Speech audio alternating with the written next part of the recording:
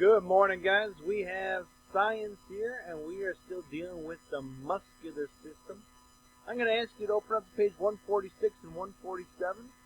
A little bonus, this is your last science assignment of this week. We are not going to have science tomorrow. We will continue Monday. A kind reminder, when you talk about the muscular system, you have to also talk about the skeletal system. You can't have one without the other, because you can see here they work together to do all of these things. You really can't even move or have stability or have posture without your muscles working together with your skeletal system, which is why we've gone through both of them in the same week. Again, you take a look at the muscles here. If you want to work out and have strong muscles, you got to do just that. Work them or work them out, because you have muscles all over your body, literally covering every part of your body, and the only way to get them stronger is to indeed use them. Now again, the skeletal system and the muscular system are different, but they also, as we see here, work together continuously. If you remember, muscles are attached to bones by tendons. That's how God created us. Tendons are what literally, when the muscle contracts, literally pulls the bone up, and that's what is able to make you move. Right here. We have the muscle here, we have the bone here, and this thing that attaches it is the tendon, and that's the only way that it moves. Now, we have three types of muscles. We introduced them yesterday, but here are the three. Again, when we talk about cardiac muscles, that's dealing with the heart. We also have smooth muscles, which is like your stomach. Believe it or not, your stomach just mashes up all your food when you swallow it, and it has to get it so small that it gets into your bloodstream.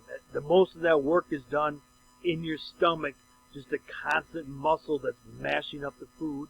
And then we have skeletal muscles. Now remember, they're not part of your bones, they're part of your muscles, but they're called skeletal muscles because they are attached to your bones through tendons.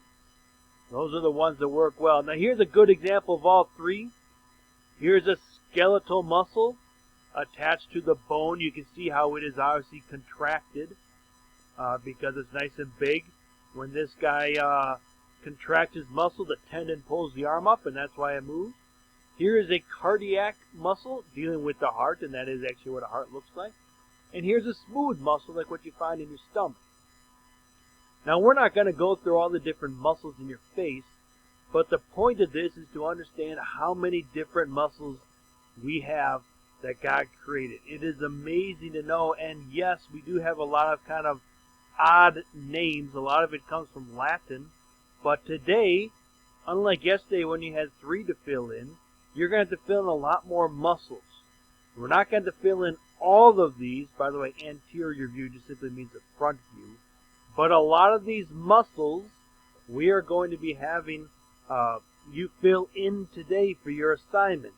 And if you want a posterior view, that just simply means the backside view. Look at all these different muscles that we have. Now here is your actual assignment for Thursday.